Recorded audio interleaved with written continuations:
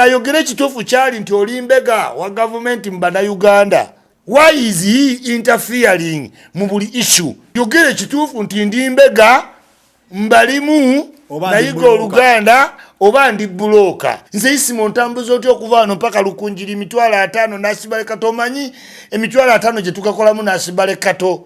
Omanyi kye tukakolamu kubanga ye yamanyira okkomberera mu bigere byabwe. Simanyi jeno wotuka no ku jeno gwagamba yenna akota bukosi kosa alinda kufa ne womutekawo jeno ne mundu ne bagimuterawo. Nze musoka ku mundu, nze musoko mukubempi, nze nsoko muwamba. Kati olwokuba ye akomberera bajjeno ne bamuyambo yisawo zidiru nti zimbaawo simanyi eritaka tuli wambye zimbawo nga naye siye. Kati afiringa pressure woyogera kwa yo muntu ngajjuka ngajja n'akamundu n'abasirikale nga akuwamba nga akutwale woyo jeno. Nno yo bogus ayina okukoma. Fe tuli ba European nze Isima toyinza kuntisatisa nabo mundu. Toddamu, tonkubira simu. Jagala balamu. Gwagamba mbuno oli muntu wa bulijjo toyina mundu wansi wa motoka. Ne mabega mu buutu. Wekwate tugende ku owino. Boba tomanyi kye bagenda kunsasula. Then shut up. Shut up. Ebirowoozo by'ogenda okulya mu programu eno si bya management ya Gossip Live. Wabula bya muntu Ssekinomo nga bw'abyogedde. Assalamu alaikum wa rahmatullahi wa barakatuh. Balamusiza mwenna wonna wotulabira amanya yenze Sakozi Farouk. Wano wendi ndi ne Isma All Access tuzze tubamenyere ka wiki konna nga tuwakategedde bulungi waliwo byakuyiseeko nga tuwabitegedde so tubeera offe ne tubeera nga tukutemera buli lwa Sunday. Ndi na Isma Channel powered by Sozo Property Consultant bagamba bonna byonna ebyawaka biri mu mbeera nnungi bya gym bya restaurant bibawe. Amawulire tugenda bavugira ddala speed kuba amawulire mangi nawulidde atabusana y'abantu be eno Segirinya naye waliwo ebigenda maaso. Segirinya mulamu ate mulamu Segirinya Isima wanje. Salamu alaikum. Wa alaikum salam. Muli mutya mwenna bali ku Farouk Live towerabira okunyiga share button comment tobuuka bulango bulango obutuddiza kaki nave ne tubaawo n'otusolo tulaba ne tukuwonya okubeera ku panic. Simanyi live etandise simanyi ono akoze ati byonna n'obanga okola n'obirinda ku weekend ku Farouk Gossip Live tubeerawo. Farouk yagana okuntwala kuki bakaita akati mukati nja kutwalayo akati okagaza ezo zembozi zange zennyini nja kutwalayo kinowera mukati tuyogere embozi awo bebogere embozi ezaddala agenda kwesimbawo nakugambira dati seba tata sana awati namuti oyo wendi musanga. So Isima nawulirepo Sheikh Mekaja ate munaye nkubuulira kifaluuku nga Menke tampandikira ku email nkutidde oyina obukakafu Isima nako abantu bango balimbalimba evidence tewagirabye babadde tebantadde ku line up egenda laba Menke tumanye Uganda kati tebatukonsideringa Isima mbalekeeyo simanyi kasita oyita bafalida noyita balake noyita bani ekitegeera Menke nga waliwo omusajja w'ekireve ekyeru nebazaalira tinku ne baga waliwo ow'ekireve ekyeru kati waliwo abamuleeta abamumanyi nange sibakola kinenge bannayuganda ndowooza bamuwa ku vidiyo zange. Menke ng'agamba neetaaga Isima invitation bagipeereza by force era kati yenza abagenda okwaniriza mbadde simumanyi.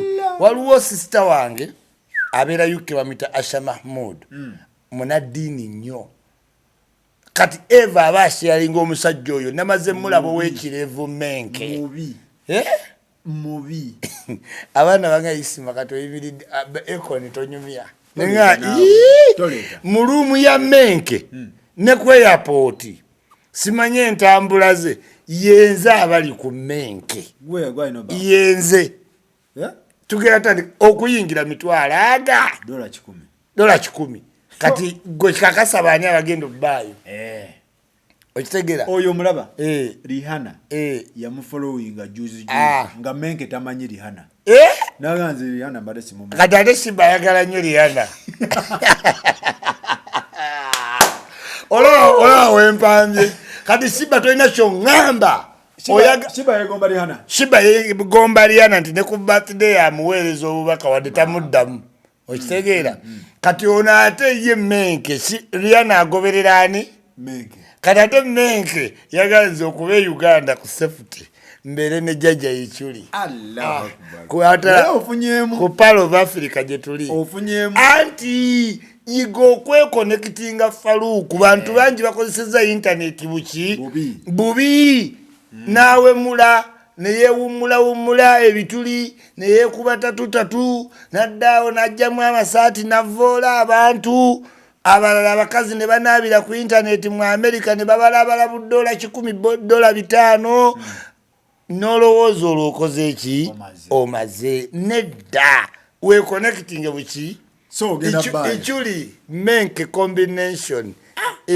Menke ina power tuli ku Pearl of Africa okumanya natidde akuba bisaawo Farida Nakaziwe bade bamuletedde invitation ye ngali proud ye yajewanisa akikubye nemuga Farida tuli connected Bruno Kete yasigadde olaba ayagala yoki anti kati Bruno Kete tugenda musingira mu mayinja atugenzera Menke agenda is Bruno Kete going ateli hotel jagala tandike isima Rema bangambye Rema ali Dubai vika motoka yalesembya Rema ali Dubai Kenzo ayige ekyokuyiga tekayo Kenzo wayisa bubi omukazi vao yes Kenzo wayisa bubi omukazi kati tukyayinza tunula ku nitty-gritty zali mu kisenge titwaliyo tutunula ku biri kuki ku surface Dr. Muza bw'olaba omwana Amala teweetaaga gaba custody Amala ayagala nnyo Dr. Muza kubanga Amala yatulavolingako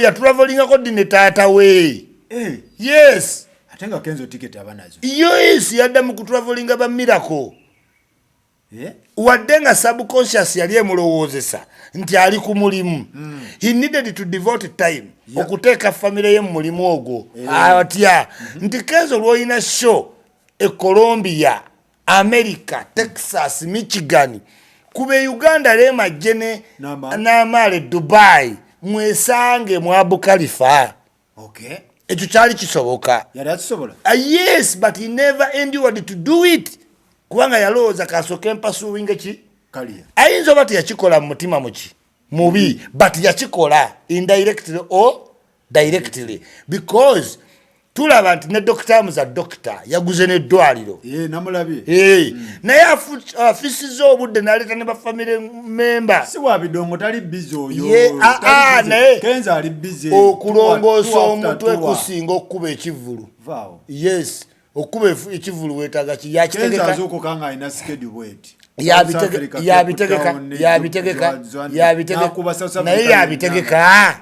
yabitegeka bibaawo dokita yeyetegekera ki wagenda okukolera so it takes more time ate bino biri ku saving life bino biri ku entertainment even if you don't entertain people banywedde omwenge kyonna kyoyogera bakola ki ne wano saving life kati n'afissa obudde bwe dokita n'akwatako obudde awe super diva wa Uganda what she deserves yes katogera ganalidde Rema ayina kyagaba nze nnywa yogati yogati dokita yamumalawo yes yenomulaba ageze yes Kenzo never provided love to Rema what she deserves ate Kenzo either tewali toyagala ani Rema bombi bayimbi omuntu ajja kugamba buli omu yalina schedule yiye Rema yateekawo obudde mu schedule era n'abeera mu maka ga Kenzo yes yakyabera seguku yes nga tali married officially n'agetinga against family ki norms Islamic norms n'agenda n'abeera mu maka nani ne Kenzo but all along we saw Rema being in Kenzo's house alone nga mwenyamivu nga Kenzo tali well of course waba taliwo tumanya mwenyavivu kuba tumanyi ekibeezaawo omukazi musajja yes kakati dokita najja love it or not doctors given Rema more good life mu love than she ever acquired. Yali afunye Dubai ni wakule mutwala omukazi omukopi ono Kenzo ni wakulema Maluta Zanzibar ni wakulema ticket settlement ka doctor ka kujoze Dubai ya dola nga 5 ka doctor ka mujoze kale sebasenga bonna bamulama ani yabayodde yibonna doctor bano bonna bagundi bannamulondo doctor namulondo yo nga yekukutiriza nnyo anoonya naye waafunira muntu doctor yennyini ali ku namulondo nkubulidde yes gwe tokitegeera ababitusi bajja luvannyuma bitusi be baagala namulondo ne namulondo ayagala dokita ojja kugobya namulondo ku kido era anti kyegabi kijamaliriza bwe kityo kubanga yes kuba Rema alina busy schedule. He must run a celebrity life. He must run a decent life, a married life. Mukavuya time ebula. Kati ye dokita waliwo wabeera nga bino byonna bimuweekeza awummulira wa namulondo yanyigawo ye nyini namulondo wale namulondo alaba baba baagala nnyo dokita ensi ne Rema kya kintu alako babitusi abatannavaayo bavuddeyo Bobulash yavudde webali Bobulash bavuddeyo Bobulash tasowa Bobulash atwala namulondo Dubai ata mutwale waye nyindi alinda bamutwale yes doctors just want to zize approving us Faluko omusajja atakuyinaamu mwana okwata omwana wo okimanyi bulungi okwagala omukazi alina omwana yagala nnyo omuki omwana and that's what doctors done. Amara is happy. Taina na sign ekulaga nti amisinga tata. Yes. Namulabe abuka ku immigration yes.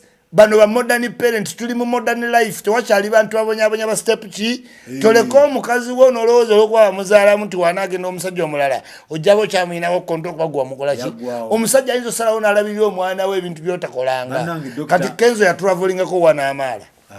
Yes. Kati mu life ya Amara wetuba tuwandika documentary tugamba when was Amara first traveled ng'ategeera aline Dr. Hamza banangenze tofudde Kenzo kyolina okukola mukwano ne Dr. Hamza kukyate bafuke ba mukwano amubuulire ebyabadde mu travel oba Amara yalinga kusomera walabye obuliri kwe bali ne Rema bannange Rema Kenzo waleeta mifaliso nagunda omwana up and down walabye emifaliso Dubai mubeere ne style bangambye ali mu downtown ye Dubai mubeere kumpi ne Burj Khalifa mubeere ne style kati ya bei yes beera ne style wadde buli muna Uganda akyala Dubai but Rema ku level kwayimbira deserves this.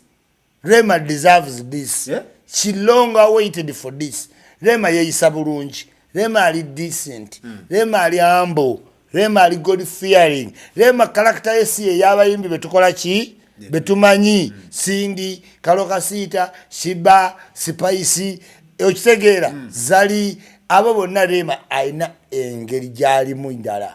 One, a very traditional kigrupu ekyo kale simu yimbi Zali mama Tifa gana kukubira ku simu Zali ali class aba Faluku gokubira ku simu la wa kujje nze wagana kankugatte mu katogo kankuga Zali mujje mu kigrupu ekyo Faluku omula Zali toyinza mudde olaba boyite waka nze wampita kanna kankugatte Zali jali omunyonyo lwaki tampita lwaki kutumiddeko mama Tifa ene wetali mu eyo group tali mu kigrupu ekyo the thing is nti Rema deserved this and he has worked for it staying very humble staying a very traditional Buganda girl ayagala obufumbo nenga ate muyimbi kati okuyimba kwa Rema kuliko ne class so Kenzo needed to do more.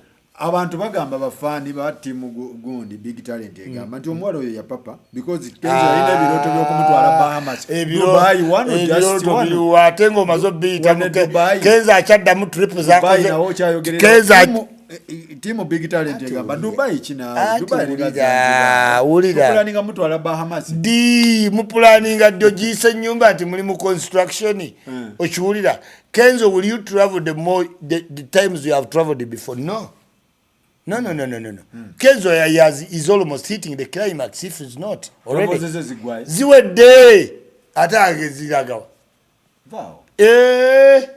Kati Rema mwe yali yeetagira excitement ya traveling kikoze eki kyagwa. Kenzo agenda provinga wana abantu ng'afunye omwana attu wano amutwale. Yes. Era byonna byagenda okukola agenda babikopye ku Dr. Muza. Yes. Kubanga we yabirina opportunity esooka teyabikola. Kati wobikola nga waliwo abikoze ffe tulina chance tulina all right ogamba nti Faruku yamala kulabira kwani. Kubanga era kyonna kyagenda omukola kirimu traveling si kyekyo era Rema bamukoledde traveling. This is the happiest birthday Rema has ever had. Awezeza 35. Dr. Muza simanyi tajja malako it will end in tears bichi. Dr. amazeeko naye lwakuba tiwelete namubuuza ku ddwaliro laga yaguze eddwaliro. Dr. sooka otulaga eddwaliro tolyoge nomuloyo agamba yaguze eddwaliro Kawani ati Dr. yangu yodyogerako si kumpapula si kulirabako nayogerako nvagula ddwaliro Dr. Kenzo mwobo baka tugende wa Vinka. Kenzo omukazi gwogenda ofuna yenna ku kitiibwa kyo muyise mu kiraasi ekujjamu. Rema tewamuwa kiraasi yali emukola ki wadde nga wali wa kiraasi nnyo nakati okyali wa kiraasi nnyo.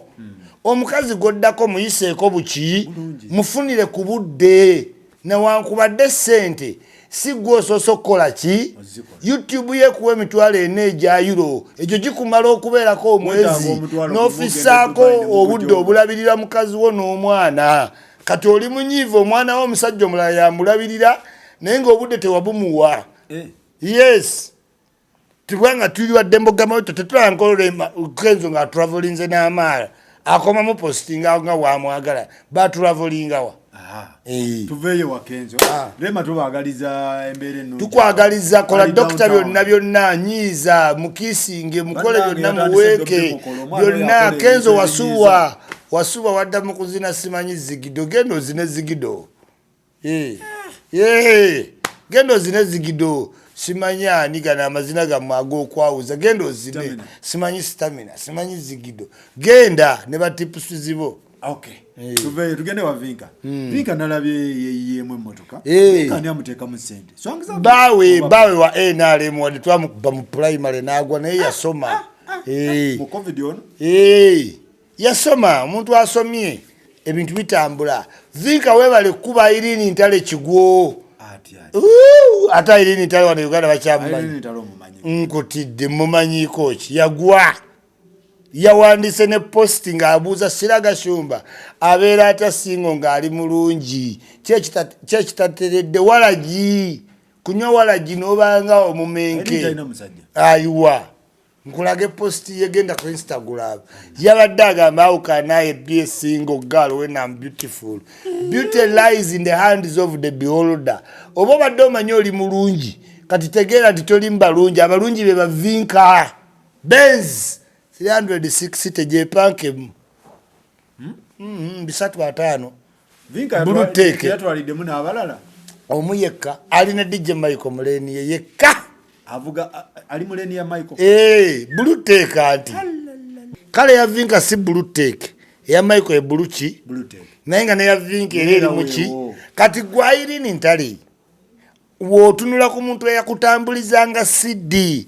Gwatuma nga lete ensawo.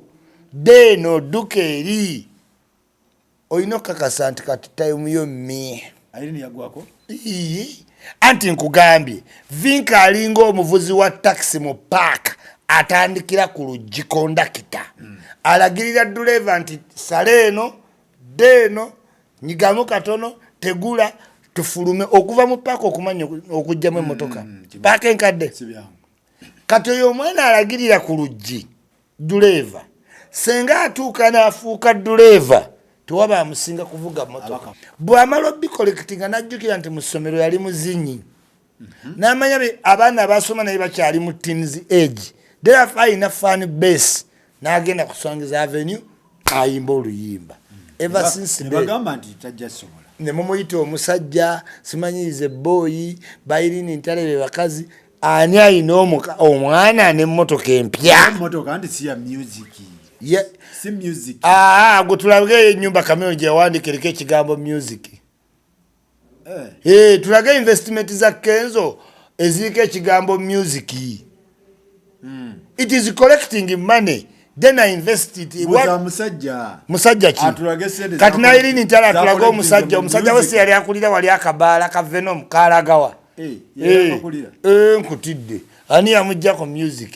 Ani yamuwawala gyanywa amenke. Nkutidde. Anti Irene Ntale wala yamujjako ono omusajja wa wano wakabaala yali na nyini Venom. Ye yamulalula kusangiza avenue. Bavinka ne bawuliriza. Kati Irene Ntale atubulira alubamu yempya. Kuba wano. Owulideko kulima lwa Irene Ntale. Nkutidde. Mukazi watu ali maziga nze nkubulidde bye yatweetinze. Yagambye yeewuunya engeri gyali singo. Era n'agamba Siraga n'abuuza Siraga Shumba what is the problem?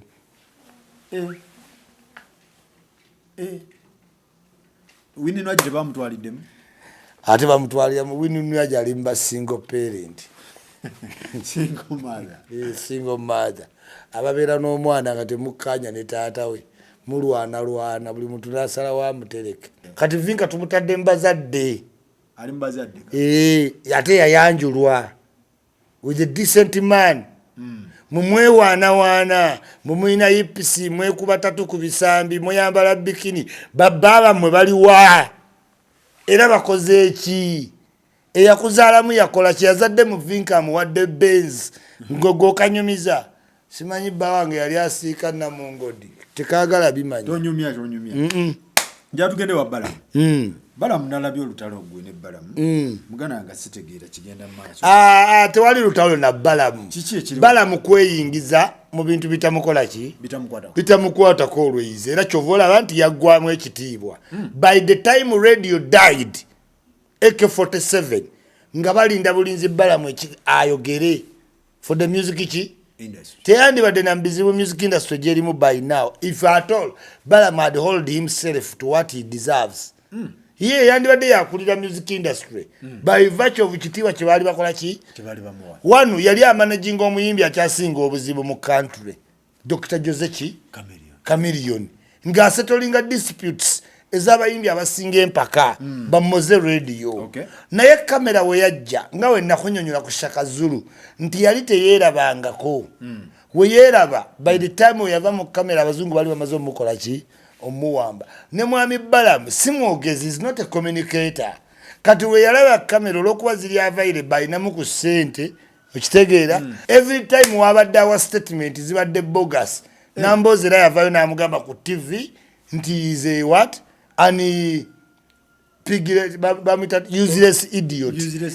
Yet ate is a very rich man naye olw'okubanga pretense yamujjula okukweka ebyobugagga byakola ki byayina he manifested into a poor man's scheme nti afune saati emu ajambale abantu bamuyite ekibaagala naye ngeno munda muki kubanga ebizimbe byalina wano mu ministers village nti tobimanyi muki ne Sudan ne business naye is a pretender kyova olaba bwasanga babuchamani bafulufiga banti bano bakama bange era nze mbawanye ekitiibwa bikinenga akimanyi these are shady titles akimanyi nti abo bonna ba minister bakiwanda bewola ku ye naye abeera bwati kati structure Museveni yagikola nnyo kubanga ne mu master seed Museveni awandiika nga agamba tokkirizanga abantu otegeera nti oyina ki era eyo karakita erinnyo mweno ruling government bekweka nnyo ne baleka atayina ate n'alasana nnyo bayisima kubanga ze isima I like to brag around about things I even don't have okitegeera kati bakwagala nnyo shielding kyovolaba ne mu nupu kye nakugamba shielding kwata omuganda omukulembeze nga bwe bakola akayiira babwenje kayiira dda bwenje bba Bobi Wine ba Rubongera da Museveni ba Sekali da okitegeera ba Kasirye Gwanga ba Kitata ba Isima bakuteekawo nga shirudi naye nga bo bayina power as you can tell the structure of government bakukwata Matia Kasaija ti Minister of Finance ne bamutekako Keith Mwakanizi permanent secretary ne bamutekako under minister nga ye Bahati nenga bano bebatekako teboogera baba basoma nnyo tebaba mu kamera baba hambo ngo bamanyiko picture ndala kati bafuna abantu abaabwe solvent okwetabula ngo mu kintu bebabalamu yayiga Oluganda akoze ku bintu ebiriroko ebiwa abaganda small business cause their focus is not big kati is there to maintain kyokola buli kizibu ekigwawo balamu yakola ki naye nga ate same time ye contradictinga alimba abantu munze ndi muwagizi wa Museveni sikola mu government oba ku state house but whenever you make a point on state house aba yakoze ki kano mubuzo wayo zengani okitegeera era kinna mugambye jjo bo batomanyi kye bagenda kunsasula then shut up kubanga oli ku bya campaign nti nali mu campaign bampa allowance ne kikola ki kati wembanga bampa allowance lwaki we nava mu campaign nakagenda mu state house emirundi ena bampitira ki nsaba bwa minister wakubuuliza nti wa supplyinga ki anti yani mubuulira ngani kuba muwagizi we NRM si mukozi si bwagamba yes ye contradicting kati ambuuza ngani ambuuza ngani kubagamba si mukozi wa government si mukozi wa state house ate kati Weluwisha ombuuza otya nga gutomanyi bitu fenna twali bawagizi amanyi afe ku byali bimukola ki bimukwatako ayogere ekituufu kyali nti olimbega wa government mu Bannayuganda. Yes, why is he interfering mu buli issue eya DJ Michael eya Kifulu Figure eya Big Eye eya Bebe Kuru eya Ashbakato eya bayimbi abalwadde Sala Shoti Lugundi Lagu Winidwa buli kigwawo why bonna babeeramu wachi yogere kituufu nti ndimbega mbalimu nayiga Oluganda oba ndi buloka naye bw'oba ogamba oli muwagizi staying ng'omuki Bebe Kuru gwe nagendera okukola naye yansasula tanna complaininga nenga Bebe yakola ki yansasula okitegeera lwaki Bebe Kuru tavaayo most prominent figure ayogere ye lwaki tayogera anti alina otegeera Bebe Kuru nti nina grievance ezange sirya wakaawe nakola era bampita ne bambuuza bye nafiirwa nava Bulaaya ekisawe ne bakiggala nina bills ezikola ziri continuous siri ku muntu level yemu ye yamanyira abantu bagenda nasasula rent wa mitwala 3 nze si wa mitwala 3 aga rent ebyo byonna mbisobola. You get it? Chenjagala omusaba kimusigaze ekitiibwa kyokola ki kyoyina teweeyingiza mu buli kiki buli kintu doesn't call for your talking. Sometimes you talk nonsense. Bada manyiti bamukwasa balamu nga bamukwasani nawe abakwasaganye mwenna ekigulupu ekyo bamukwasani naawe tebatukwasa bukwasa abantu. He participated in my going to see the president, but that does not mean nti ate ali mu bulamu bwange byonna. Nze nasoma setaga interpreter simuyitagako to interpret my things simayina gyavudde nnyo kuba concerned. Video eno gyewakoze eyavuddeko bino byonna yabadde direct ku balamu oba wadde kwemulugunyako ate eryeta balamu nga njiwadde fact kyo nkugambye nti basiba kitata ng'eyamutuma emirimu bali mu muwadi nga bwa Foster General kati ekyo kiriko okuntuma nenkugamba abasiraamu abali mu gavumenti n'abasiraamu abali eruzira be basiraamu ddala abali mu gavumenti be baki gasiya sheke gugwa kati abasheyi gugwa si basiraamu ddala basiraamu aliwo genda n'ebikola ki ne kati abasiraamu abalala batuufu baliwa bashegundi bali makomera bali luzira abali ddala kunonooza obuki kubanga okera n'ogatta Katonda ku kintu ky'okunsi oba okaafuwadde kitya nti Sheikh Gugwa yatula mu motoka ya president naga yeno janayo ku nsi kati oyo mu Busiraamu tumulenda alinga kafirun yes agamba nti Moses Ali gye bali bajjeno Moses Ali wa ayina gyokuba mu ebituli tyabasiramu Moses Ali mu covid yagaba eryato lya kanu abantu be Ajumani okubayamba lya kanu third prime minister abo Museveni abateekawo kuba bali mu late evening of their life sawa yonna afa mulwadde wa kibumba mulwadde wa high blood pressure sukali abo nawe balinda kufa okitegeera katayinza mujja wa ino maintaining ati kubalowooza omujjako ebitiibwa diru gye nawulidde ya 5 million ze yabasimaye wagambye mbu abasiraamu tebabawa biki naye yakola gondi 5 million abakatuliki ne babawa nagamba ziri zaali za wero wisha ku Christmas ye yazigaba buzali za muntu kulimba aza muntu ki kugambe kati oyo omuntu yetamanyi kyabasiraamu basiiba njagala ondagayo fandi evudde mwenale mungesibulula abasiraamu teriiwo wagirabyewa Salamu TV esabulule yesibulula abantu eno gavumenti teyagalira ddala abasiraamu nkubuulira Balamu yagaba million 5 ngaziwa buli muntu yenna wagira NRM nali ne DJ Michael nali ne Big Eye mutoola era ne bafuna teyampa omukodo ya kati ayogera ki yanvuga okuva wano paka Lukunjiri nengenda nenjo simanyi jena akuyita nze isimo ntambuzo otyo okuva wano paka Lukunjiri mitwala 5 nasibale kato omanyi emitwala 5 gye tukakolamu nasibale kato omanyi kye tukakolamu gagula data n'atuvuga kubanga ye yamanyira okkomberera mu bigere byabwe simanyi jeno kati olw'okuba ye akomberera bajjeno ne bamuyamba oyisaawo ziddiiru nti zimbaawo simanyi ery'ettaka tuliwambye zimbawo nga naye siirye kati afiiringa pressure w'oyogerako oyo omuntu ng'ajjuka ng'ajja n'akamundu n'abasirikale ng'akuwamba ng'akutwala ew'oyo jeno nno oyo bogas ayina okukoma ffe tuli ba European nze isima toyinza kuntiisatiisa nabo mundu toddamu tonkubira simu ebyo byonna byolimu gasiya nsobola obinnyonnyola abantu ne bakutegeera yes ate gwe abasajja babadde mbabeeramu mbamanyi bulungi nnyo nsobola n'okukubuulira nti abakyusa amannya okufiitinga mu society okuyiga Oluganda oda muyiga Oluganda mbayingiremu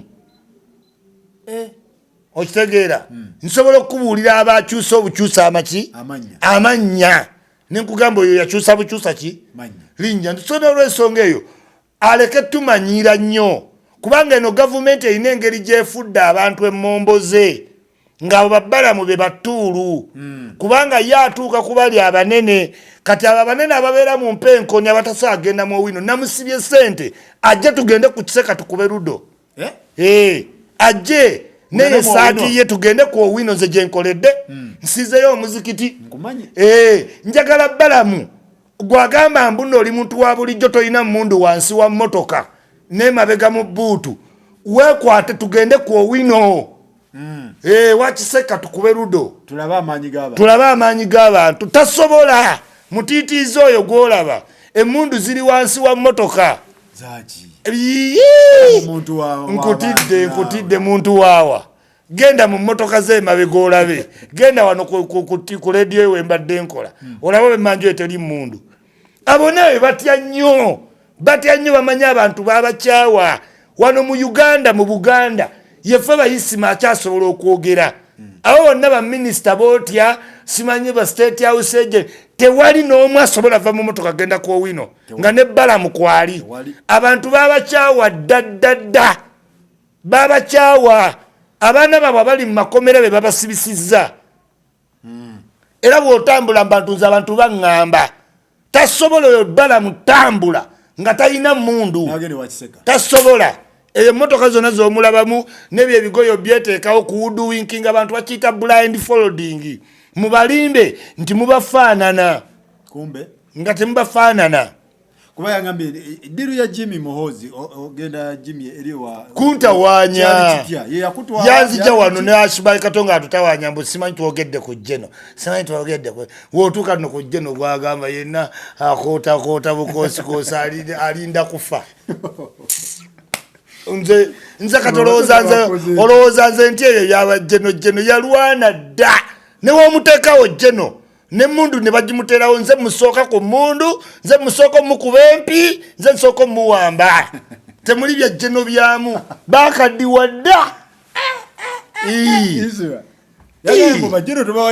mbawa kitiibwa kikati muwa jeno nge ate nze ndi musiraamu ate njagala nazze oli nzize kunkwana obagambe okumpa sente nafukamira abantu bonna abagenda ku State House okufuna sente Museveni wamala okukola order osigala ku mavivi nga sirevu waliwo nange bemanyi osigala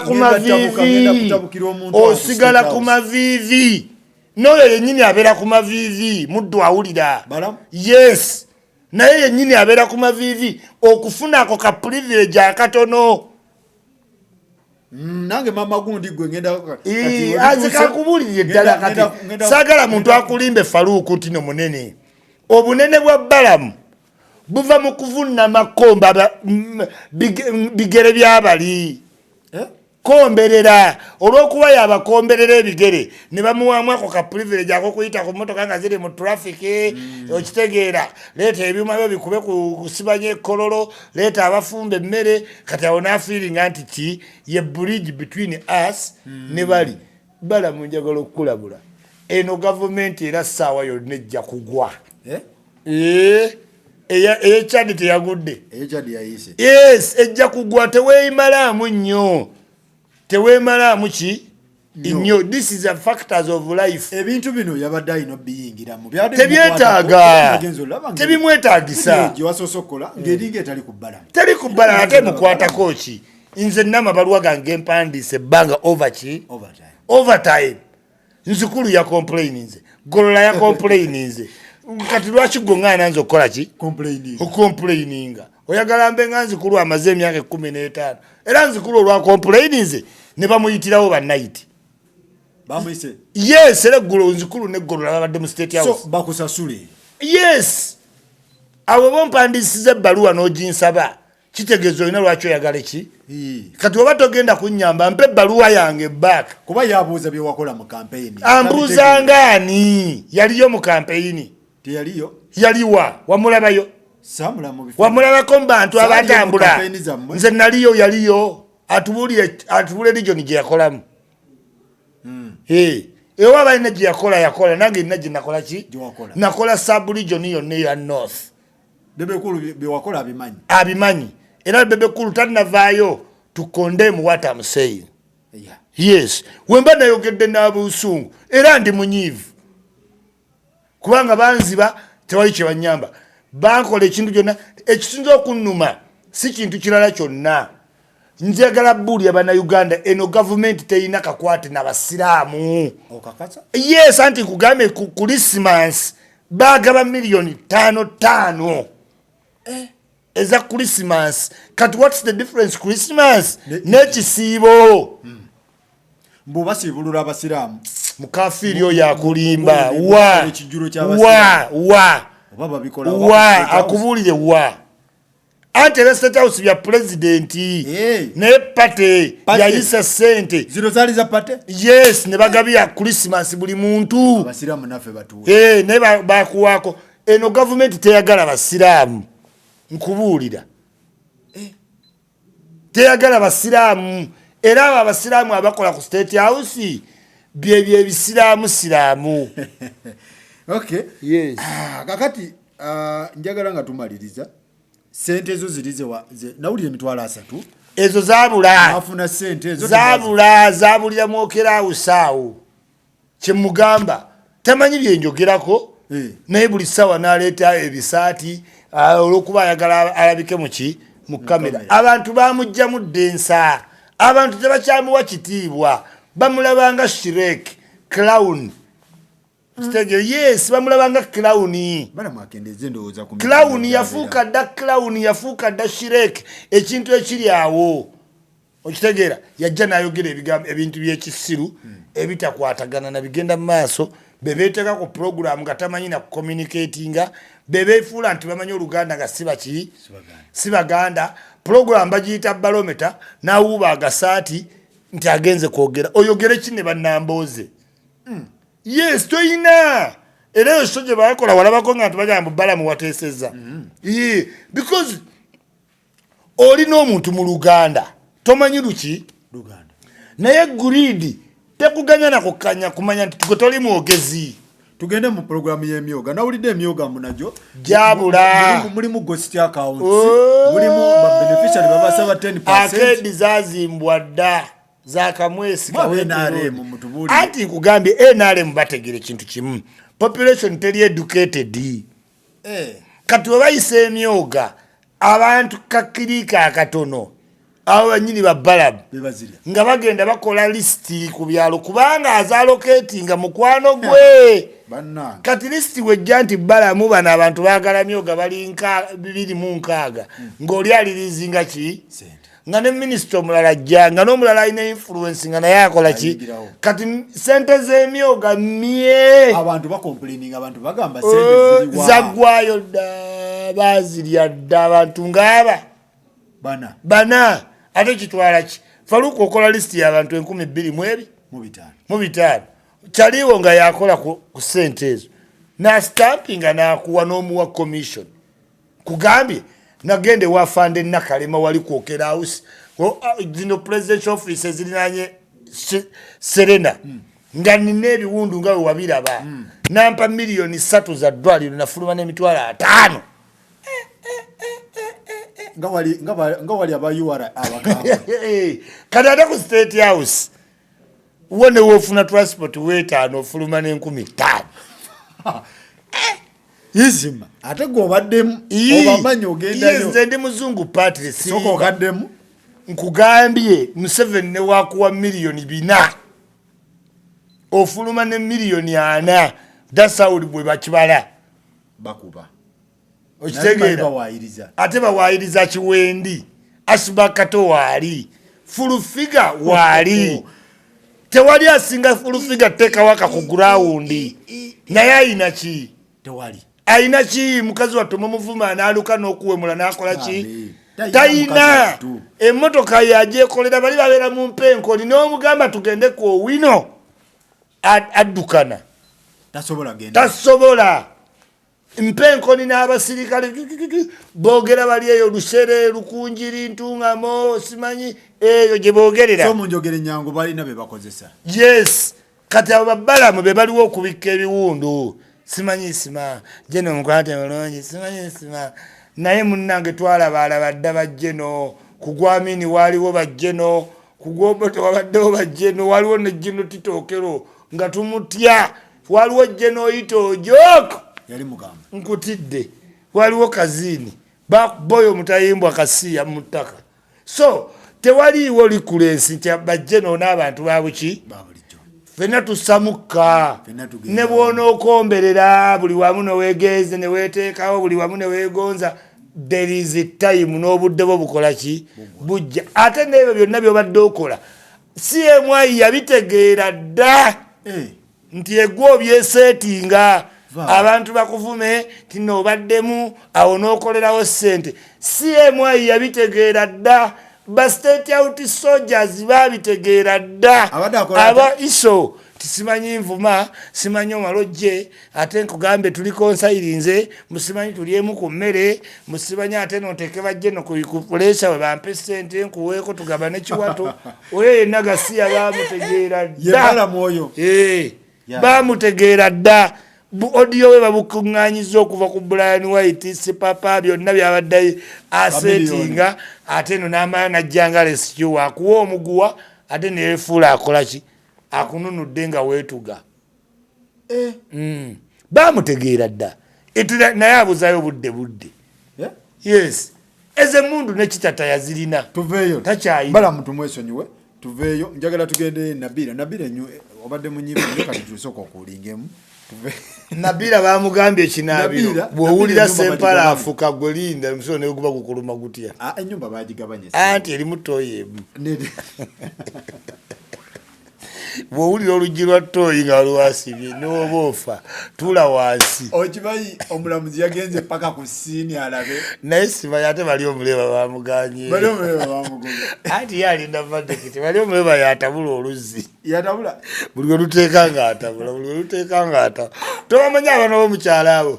Muba mugenda okima amazzi ogenda osanga oluzzi lwonna lukoze eki? Lutabuse. Kaakati Nabira bamugambye eno ne Sempala eno. Eyo nenjawukana ya Busiraamu wadde yagidde mu fomati ya Uganda. Nabbi yatugamba oba okooyo omukazi beera eno naye abeerewa eno emyezi emeka nga bakidiimize nti toyinza kufuna budde mu myezi 3 toyinza butaddamu kwegomba muntu yakuzaalira baki kansuubiremu ennyumba bayinza okuddamu ne bakola ki ne bakwatagane n'olujja baalutamyemu. Kati gate bayina ejo ye problem. Olujja banga nga olujja tugenda tutya timulukube mwe. Mwegendereze nnyo abakyala. Mbabuuli abasajja bannange wegendereze nnyo abaki abakyala. Oyo ye mukazi omusajja gwe yakuba empeta. Ya Rabbi. Yoyo omukazi gwe yawa buli birabo. Yoyo gwe yayiiya buli kimu kimusanyuse. Yoyo gwe yayiiya afuuke MP. Newe mbasaagala Sempala akoze ebintu bingi Nabira okutaki okustandinga abasajja mbabuulira wegendereze nnyo ekitone ki ekikazi batuuka nga tebaswala. Nabira takyaswala kuba ate ye Sempala tayinza kukola ebyo Nabira tasobola.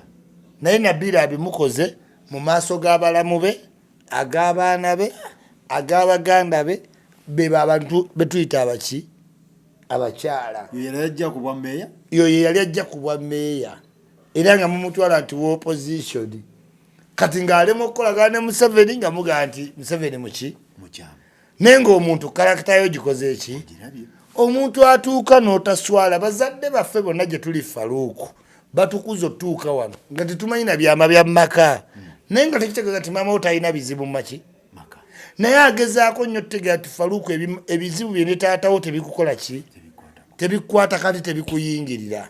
Naye maama wo waaviirayo asibire taata we ebweru ng'oli mulamu.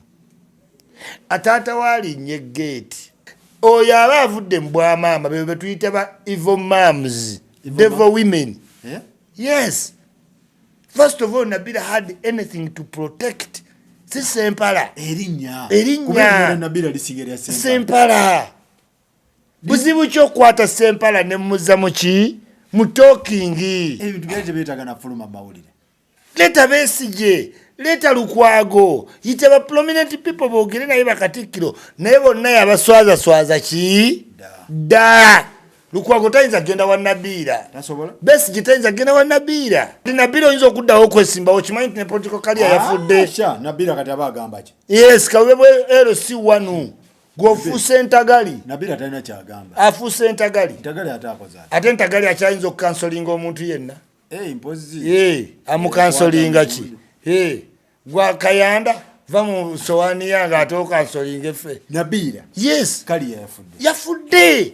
At the expense of greed. Man. Chibinyo. Chibi bamukasambidde tobalaba. Akalulu kagudde. Yagenze Zambia abeeko Sangoma. Anoonye ku ssente. Adde nenga wano tali mu public ki domain. Naye oli wano obadde oyagala wa meeya ogobye bbaawo babaawuliddemu amaka simanyi looni kati wa Nabira woyinza okwesimba. Talina kyatugamba. Nabira tumulabyeko. Nabira. Kyokka nga Nabira mwana muki? Muto. Mu politics Nabira muki? Muto. Nabira ali articulate. Nabira ali very educative. Amanye ebintu bingi. Naye kiki ekimukuba? Anti tumufiiriddwa between subconscious mind obutamuweereza nti oli public domain figure. Ebintu ebimu ino bikwata internally. Alimba. Bukenyoloza lwaki yagwa. Simanyi njawukanye n'omukazi. Simanyi alina pate y'abaana abato. Simanyi yabadde n'obwana ku swimming pool. Yakisinza Irene. Bye byamukuba. Ate nga professor. Politically bikuba. politics goes with fundamentals.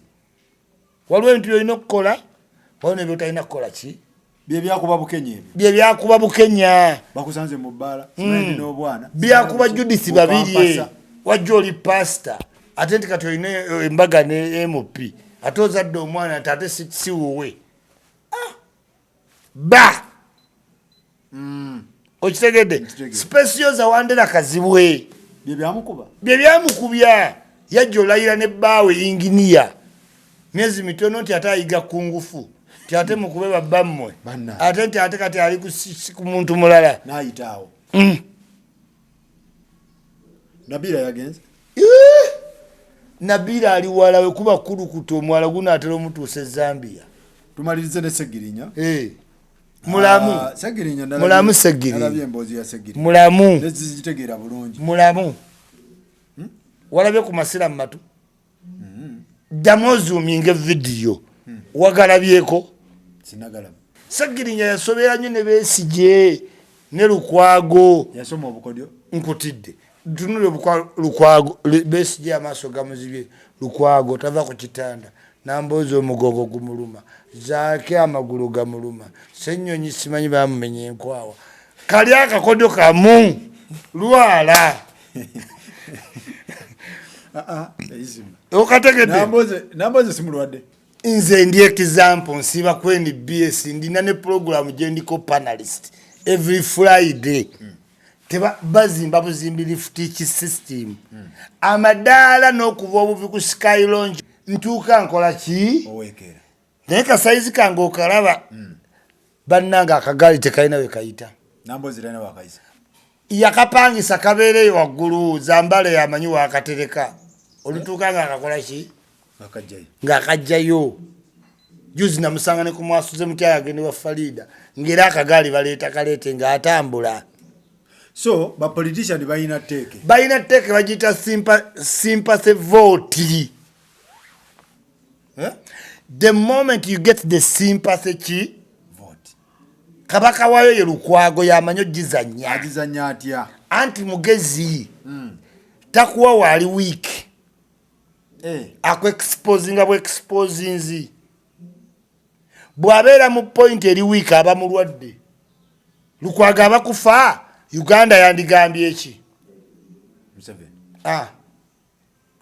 tumukwasa Museveni okitegedde tulwawo naye ng'ate obulwadde Lukwago buyinza omutta naye yakuliyetinga public nti abamulondoola omutta bangi nnyo you get it so ekadi bw'ogizannya kati bano bakisennyonyi bapya bamukuba empi bbiri n'abeera mu migga emyezi gyonna bwe bamaze omulonda kati yazzeeyo mulamu so Segirinya atambula nnyo ne babeesije akasegirinya bwe bamala okwogera ebyebibuuzo diversion kubanga bagamba abantu nti abirina ebibuuzo naye tebabikola ki tebabireeta kakati Segirinya lwe bamukola ebibuuzo lwe byafuluma lwe bamukwata Segirinya waliwo amutambuza kubanga abadde ne bapolitician waliwo abamwagala mu parliament by all means kati ne bamusomera chapter n'agenda ekitalya bwe yajja mu kooti twali mu wiiki yemu leeta ebitabo ne bamukwata wamukuba ekitalya teweewuunya nti we yagenda mu kooti jaji teyamutunulako yamusindikirawo ku remand 14 ki teyamutunulako jaji olwo nkulaga omukono ogumutambuza gw'amaanyi jaji gwamugamba musindikewa subconscious y'abantu ng'omuntu agenza ekitalya ng'ate okyayogera ku bya ssomero byabeerawo ke wiiki muddemu omute nga tali bulungi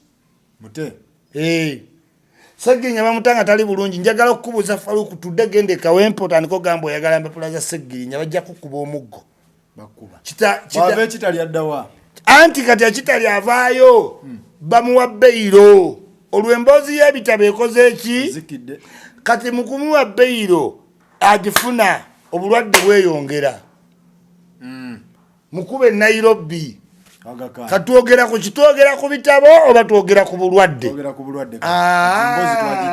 kati bw'oyogera ku bitabo obaki bakuba emiggo now Segirinya agenda kujja nga 12 kuba omusango teguproceedinze mu kooti mulwadde kati mu parliament za Uganda waliwo akantu bakayita sooka olayire ebirala tubirabe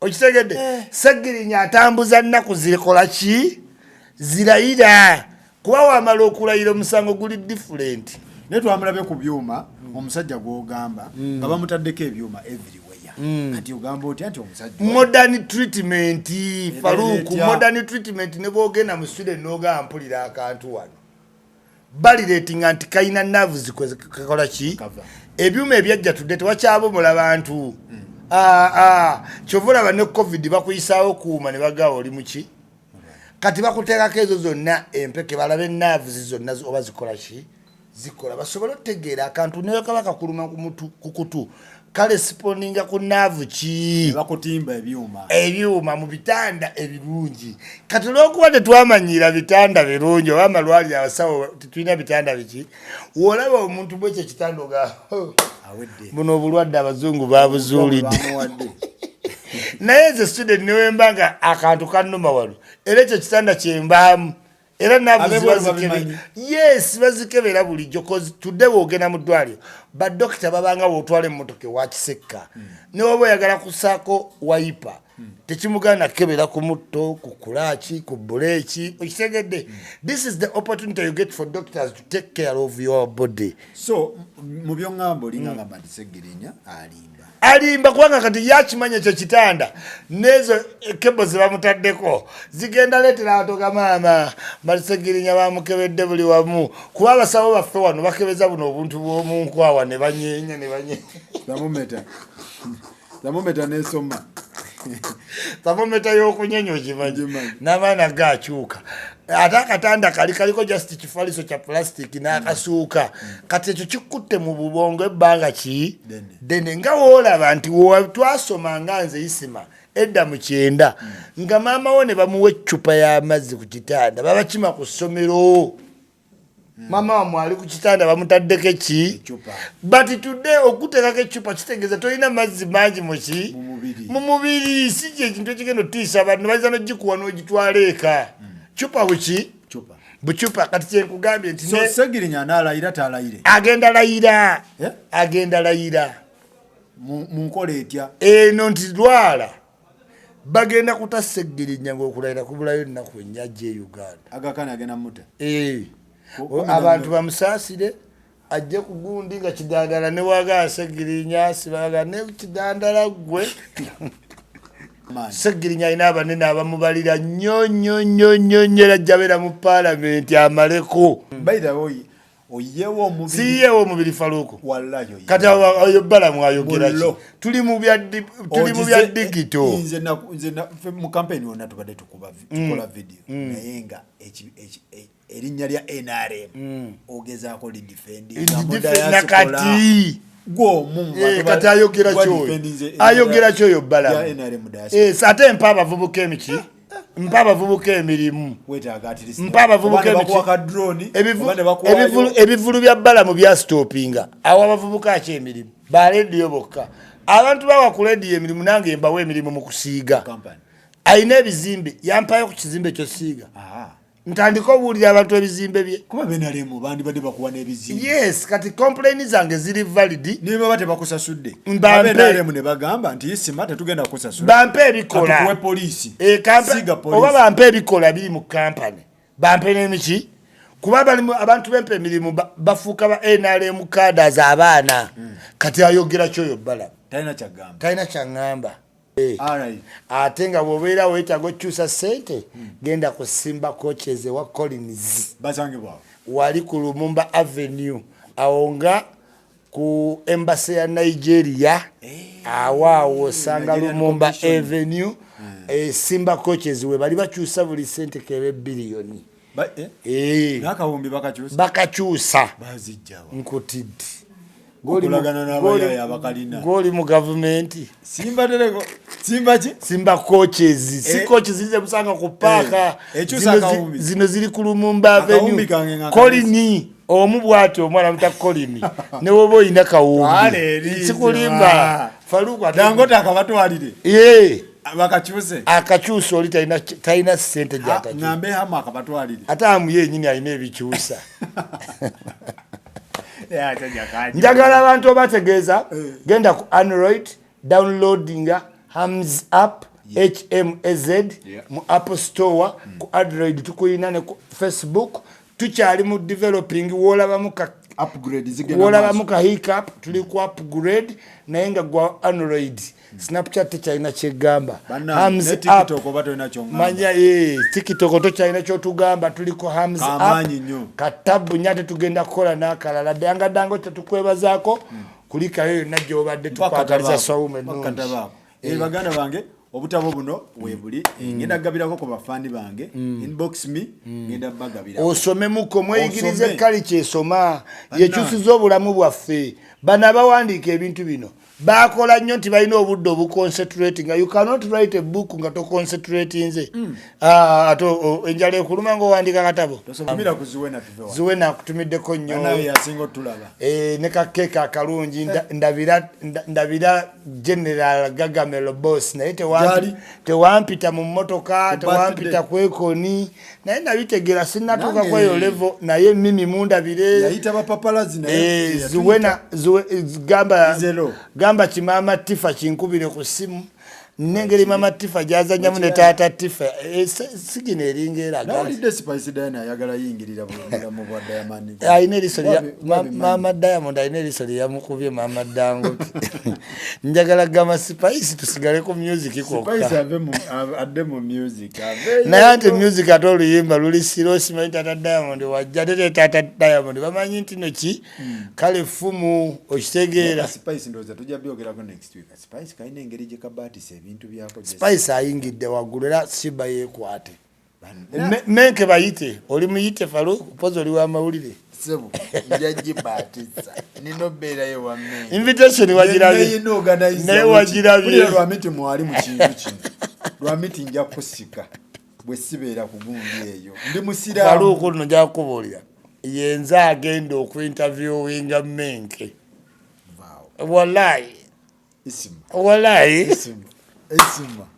Isima yenna organize ali mu kintu kya menke naye kirala bwemba siriko okugezaako nnyo okujja kubanga piraawo ali wali wigendereze piraawo muri side ati ava ku Mambo restaurant ono ava Mambo restaurant yawulidde bwali piraawo wa DNA ekimanyi bamukuba mu DNA